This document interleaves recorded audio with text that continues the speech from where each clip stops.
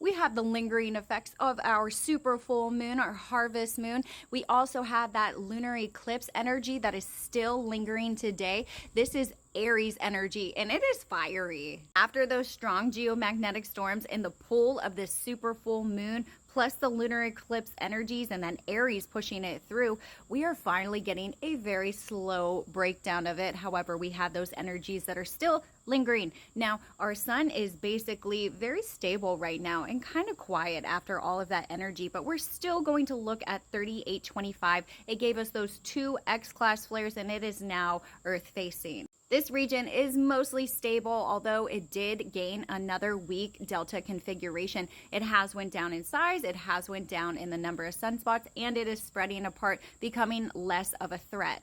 But with all those sunspots combined, we do have a 99% chance of having C-class flares. Of course, we have them every single day.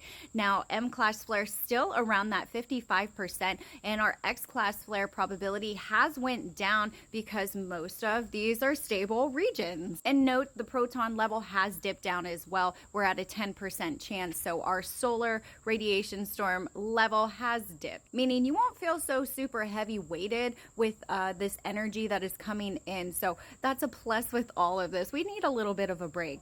Now, we do have that slight chance of slipping into this S1 solar radiation storm. We have dipped down, especially in our mega electron volt. Now, we do have a slight chance of also going into those minor to moderate radio blackouts. So an R1 to an R2, we have a slight chance of reaching into those strong R3 radio blackouts that can kind of have an effect on pretty much everything, literally. But there is a slight chance of that, a slight chance of those X-class flares, and a slight chance that this solar radiation storm increases. So like I said, we had that strong, severe geomagnetic storm the other day. We had a lot of auroras seen around the world, and we also slipped into a G1 active geomagnetic storm, although minor. These are those transient influences. But we're currently at a KP4. Now, this means that we're still in those active levels where we could jump into something a little bit further, but our average solar wind speed was around 425 kilometers per second before it rose just a little bit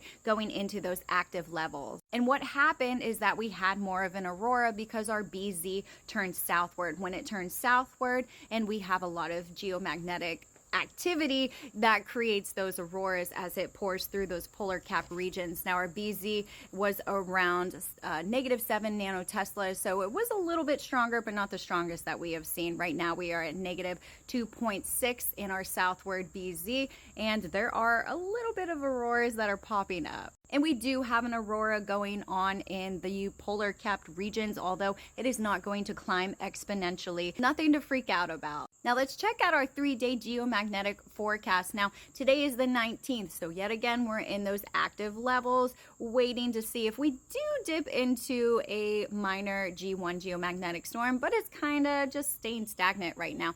Now, we're going to be at these nominal levels, the 19th and the 20th. There is a possibility on the 21st that we have some transient influences, actually a positive polarity from a coronal hole influence. Now, a coronal hole is basically a tether to Earth where those solar wind speeds can really enhance it. And then if we have some filaments, these little white squiggly lines that kind of erupt from it and blast off. These coronal holes, as you can see, they're labeled CH. This is how large they are, and they are kind of a little bit spread apart, but around some of those other active regions right now. So we just always take an effect if we have some filaments, especially around those coronal holes, and then we have active regions, just a lot we have to kind of watch out for. But we will have quiet to unsettled levels expected on the 19th due to the southward BZ, which we already are having slightly enhanced solar winds due to that. They will return to mostly quiet conditions on the 20th and some unsettled conditions here on the 21st due to the positive polarity influences from the coronal hole. So it's very nice. We have some low solar activity levels. It gives us a little bit of a breather. However,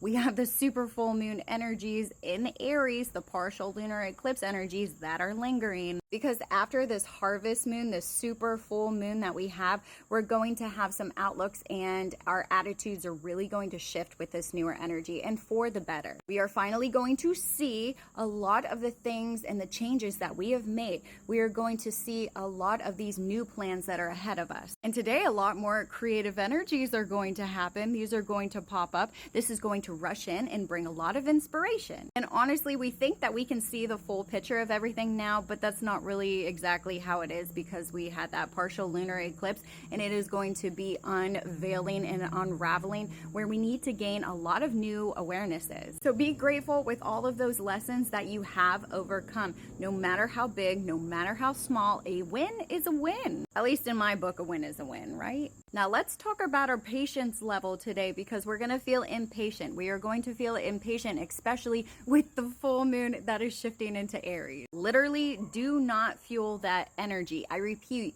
don't fuel that energy, because everything is going to be okay. Your mind is just kind of wandering and it doesn't exactly know where it needs to be placed. So don't buy into it, okay? Everything is going to be okay. Progress is being made. Changes are happening right now. It's one step at a time. Even if it's baby steps, one day at a time, 1 hour at a time, whatever you can take. And don't forget to stay positive and give yourself some grace, because there are some powerful cosmic energies that are resetting right now. They are resetting so you can transform and that you can blossom into this new plan that we're going for the whole end of the year and then into 2025, where anything is possible. This is all working within your favor. Let me know in the comments how you're feeling with the energy. Did you see the full moon? Tag me in your pictures. I love that shit. Love ya.